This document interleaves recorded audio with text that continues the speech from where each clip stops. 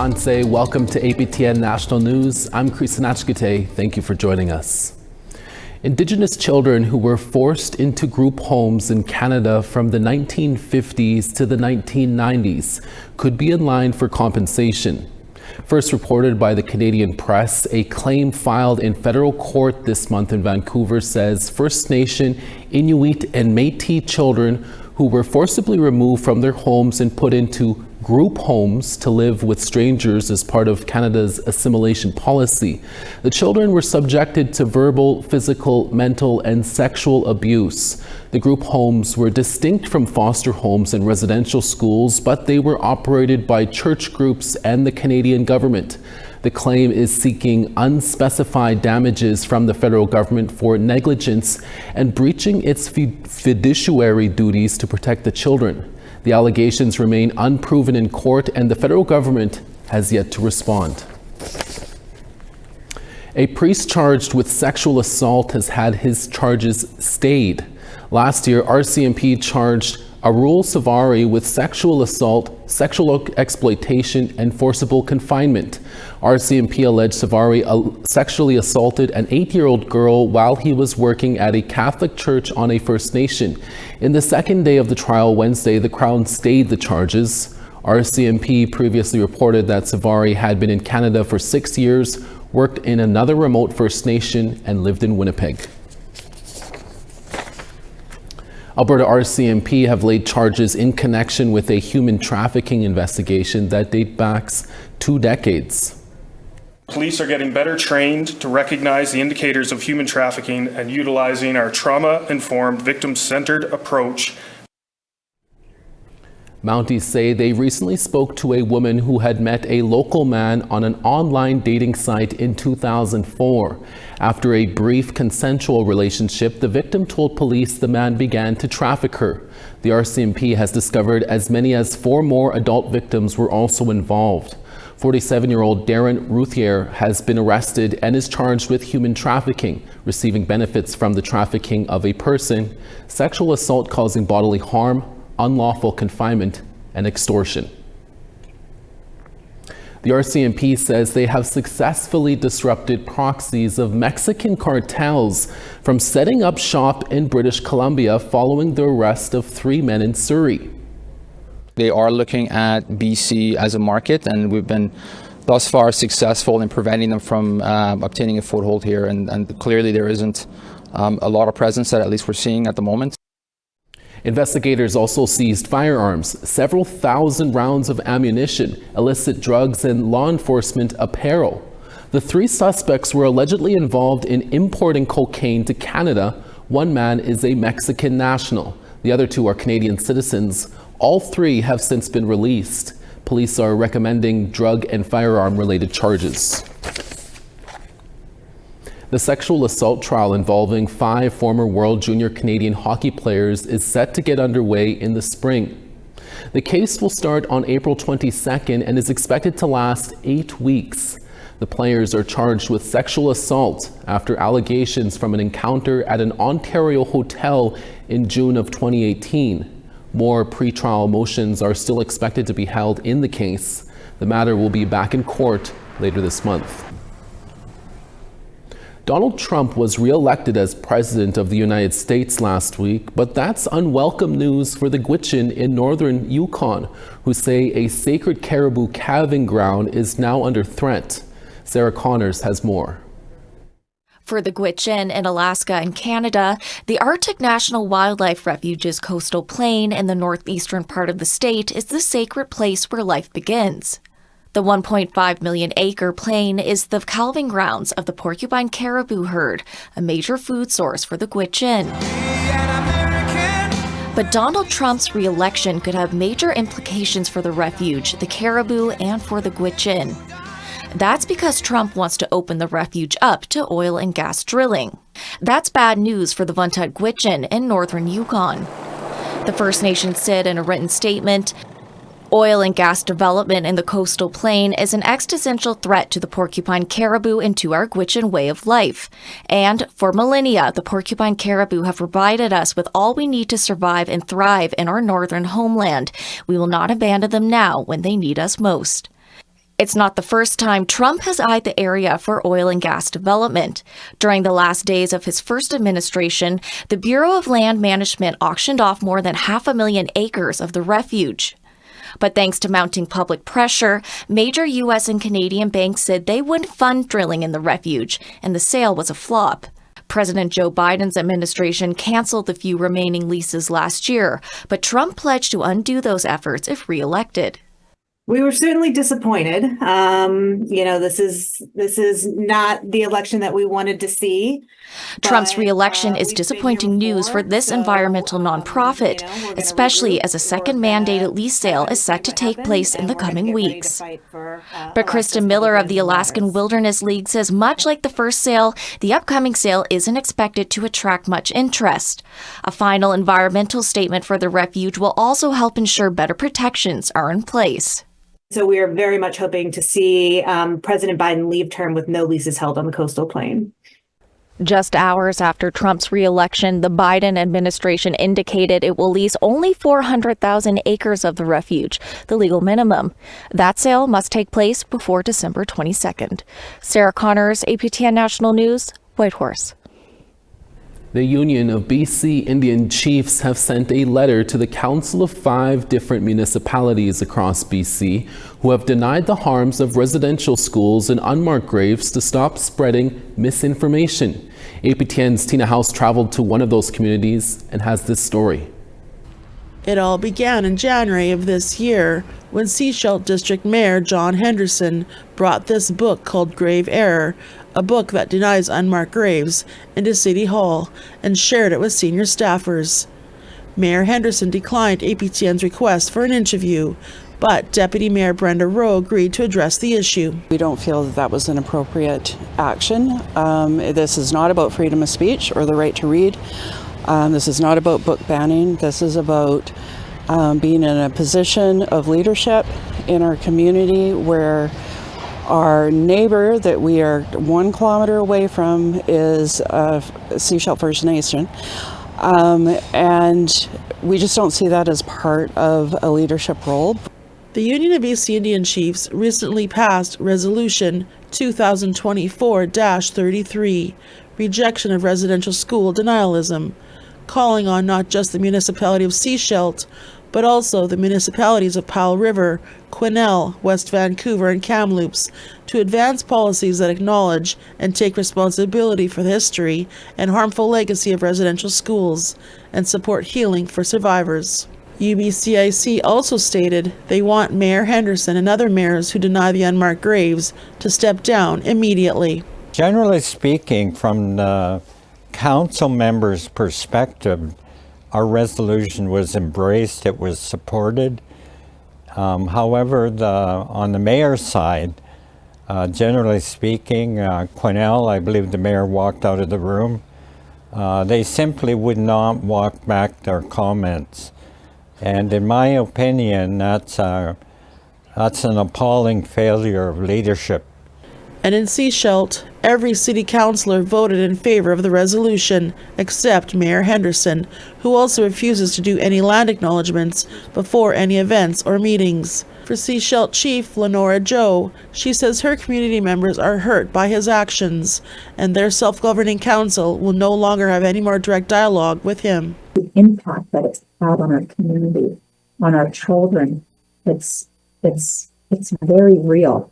And to have, we would never denounce the Holocaust. We wouldn't say that didn't happen. We wouldn't say that's fake. And so I don't understand why we have some mayors taking that stand. I don't understand it. The mayors in question have all refused to step down. Tina House, APTN National News, Sechelt. Now to BC, where former Premier John Horgan lost his battle with cancer on Tuesday at the age of 65. Condolences are pouring in from across the country for a man respected by all parties in the halls of power. John Joseph Horgan was first elected as an MLA for the Langford-Juan de Fuca riding in 2005. In 2014, he became the leader of the BC New Democratic Party. And then in 2017, he became the 36th Premier of British Columbia until he stepped down in 2022 due to health reasons. Horgan was instrumental in getting the United Nations Declaration on the Rights of Indigenous Peoples Act implemented, making BC the first to adopt UNDRIP into law in Canada. This was Horgan's third time battling cancer. He leaves behind his wife Ellie and their 2 sons. After moving back home to their newly formed First Nation in Caldwell First Nation, some residents are facing the possibility of eviction. That story when we come back. Stay with us.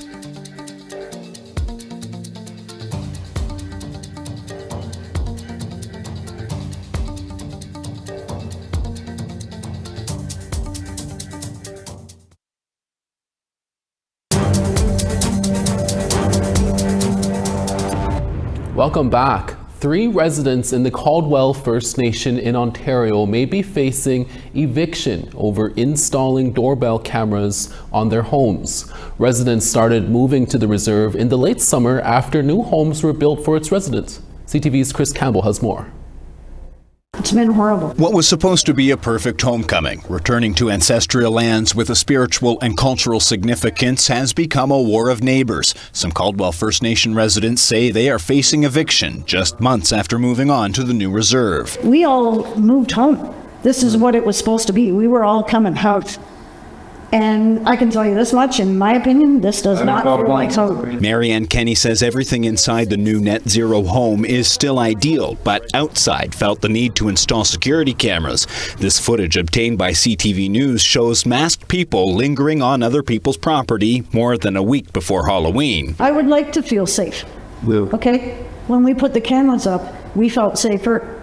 Right? But now we're being told that it's all going to get taken away from us. When the cameras first went up, residents say the housing manager for Caldwell First Nations issued notices saying tenancy agreements had been breached, along with the home's structural integrity. The cameras had to come down and the homes repaired. A second notice received Friday says the cameras have to come down within 15 days or the residents face eviction. Sending out notices like this without consultation, and it's a slap in the face to us who moved home. Veteran and former Caldwell councillor Douglas Heil is in the process of moving in, but says he and his family are waiting to see if they'll get kicked out first. They also installed a doorbell security cam on their new home. This was supposed to be so much happiness, and what have we got? When a non-native starts putting up cameras all over the reserve, no, that should have been a native person doing it, not non-native. Others say they feel more unsafe since the cameras went up, believing security cameras are an invasion of privacy. People don't want to come visit us because they're being recorded. Like, people in other cities are watching us. Like, these are live feeds. I could understand if we lived in, a normal neighborhood, because before I moved here, I did have cameras, but my cameras aren't up here. I never felt a need for them. CTV News reached out to Caldwell First Nation for an interview, but did not receive a response as of news time. I just want to feel safe in my own home, in my own yard. Deb. That's all I want. Chris Campbell, CTV News. A Calgary company says its new mobile rain tower can protect valuable infrastructure from wildfires. It held its first live demonstration on the Enoch Cree Nation near Edmonton. Here's APTN's Chris Stewart with more. This 100-foot-tall tower is capable of throwing 4,000 liters of water a minute over a large area to prevent damage from large wildfires. The Enoch Cree Nation hosted Wildfire Innovations Rainstream Mobile Tower for a test run. Firefighters from nearby communities were here to see how this unit can protect infrastructure before and during a wildfire. When you have a whole bunch of these together, it can create 10 millimeters of rainfall in under 2 hours over a huge area. The key is that this covers between 4 and 7 hectares, or it covers between 10 and 20 acres for each tower, right? So when you have a whole bunch of these together, they can protect a huge area over towns and communities. Don Hallett created the unit. It can be hauled with a large capacity pickup truck and set up in 20 minutes. Hallett says it fits in perfectly with traditional firefighting methods. He did not give a cost, but says it is much better than the alternative, losing everything to fire.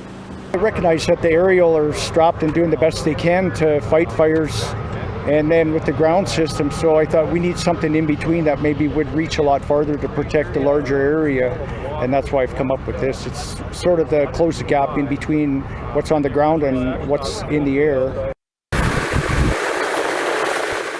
And the Rainstream did not disappoint. This reporter was the only media member who walked into the middle of the downpour, and it felt like a heavy rain.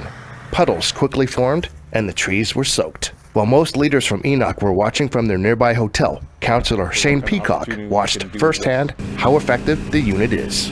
This is awesome. This is an opportunity to new innovation that's come out from Rainstream and wildfire. It's something that I've looked and thought of often here, especially in Alberta, especially for our small community of Enoch Cree Nation, of how we can protect ourselves better. Councillor Peacock feels Enoch should buy one or more of these towers. He hopes other communities will look into this new technology as well. We live in a different climate, different world right now. Alberta, we've seen it, we've got a history. More importantly, we need to take better care of our lands, and this is one way of doing it. It's being preemptive, and that's one thing we've learned in the past, and one thing that us here in Enoch would like to help promote. Chris Stewart, APTN National News, Enoch Cree Nation, Alberta. Now to a dramatic video of a bear encounter in Whistler, BC that is going viral, showing a man getting dangerously close to the animal.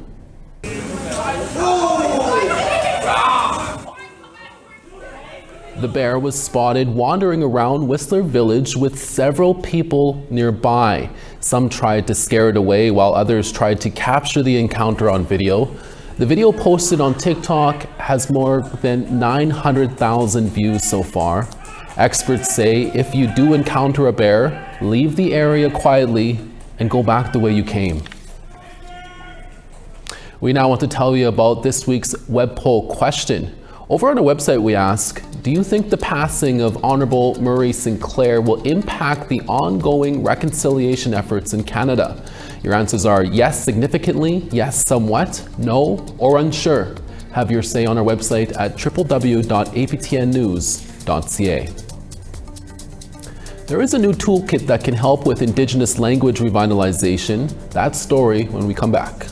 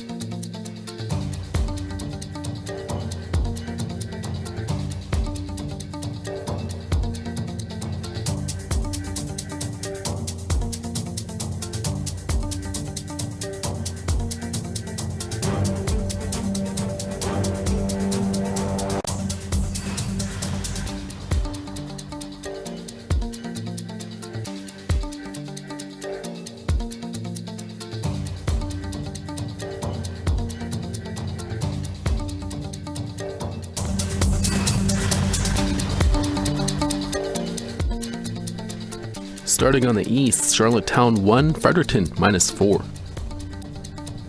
Nujiwak 3, Nain 0. Montreal +1, Quebec City 2. Peterborough 5, Sault Ste. Marie 7 in Sun. 2 in Sudbury, Sioux Lookout 2 as well. 0 in God's Lake, The Paw -1. 3 in Gimli, Dauphin 0. 4 in Regina, Saskatoon 2. La Ronge -2, Meadow Lake -2. Fort McMurray -5 in Snow, Peace River -3. 7 in Medicine Hat, Calgary 9. 10 in Vancouver, Kamloops sunny and 10. Prince George 5, Smithers 3. -2 in Whitehorse, Mayo -10. Wati -14, Wrigley -14. -13 in Colville Lake, Inuvik -18. Cambridge Bay -6, Chesterfield -7. And Clyde River -9, Iqaluit 0. A new permanent installation of Indigenous art is now greeting visitors at the front entrance of the Cambrian College in Sudbury. It was created by a former student, Cody Bradshaw, who graduated from Cambrian's Welding and Fabrication Technician program. The installation includes a metal medicine wheel, along with images of 4 animals that are considered sacred in Indigenous culture. Bradshaw says that the sacred animals, as well as the directions, elements, and colors within the medicine wheel, pay respects to the Indigenous teachings that are relevant to this Anishinaabe region. Bradshaw spent close to 100 hours on the project. The Canadian Commission for UNESCO has released a new toolkit to make Indigenous language revitalization more accessible. The free toolkit, titled Safeguarding Your Language Through Documentation, is geared toward people who want to document an Indigenous language but lack formal training. The 44-page document is written by Ayana Twig, a member of the Ktunaxa Nation in British Columbia, who has been working to revitalize her language since 2018. It includes an overview of the equipment, strategies, and ethical considerations to begin documenting an Indigenous language. The project is part of the Council's efforts to support the United Nations International Decade of Indigenous Languages, which began in 2022. Project coordinator Barbara Filion shared a look inside the toolkit and how the resource will benefit communities. We know that there are some pretty dire statistics out there for Indigenous languages. And if you want to take an active role in your community, you know some speakers, whether it's in your community or in an urban Indigenous community, you know some speakers, you'd like to record them, then you can do that. You can grab the toolkit, and there's a lot of tips and techniques on how to record, like a lot of technical stuff, but then there's also ideas about how to elicit conversation, how to save your work. There's ethical considerations, there's some consent forms that you can use, some wording. So it really gives you a general overview of what you need to think about to get started. 3 Indigenous writers have been announced as winners of the prestigious Governor General Literary Awards. The awards play an important role in the recognition of a diverse and unique literary landscape in Canada. Winners in each of the 7 categories are also awarded $25,000 each. Our Truth in Politics panelist Negon Sinclair is among the winners. His Winnipeg Visions of Canada from an Indigenous Centre took home the Governor General Award for nonfiction. Niska's writer Jordan Abel's Empty Spaces won in the fiction category, and Métis playwright Kaylee Crow won in the drama category for There is Violence and There is Righteous Violence and There is Death or the Born Again Crow. And while we're discussing awards, our colleagues at Nation to Nation have been nominated in the Outstanding Indigenous Series category at the 7th Annual Canadian Podcast Awards. The winners will be announced in early December. Congrats to everyone. Now here's Kenneth Jackson in Ottawa to give us a preview of what's coming up on this evening's Nation to Nation. Big city drug dealers are infiltrating small First Nations north of Toronto in the Robinson-Huron Treaty Territory. Police have made bust after bust, yet these dealers and their deadly drugs just keep coming.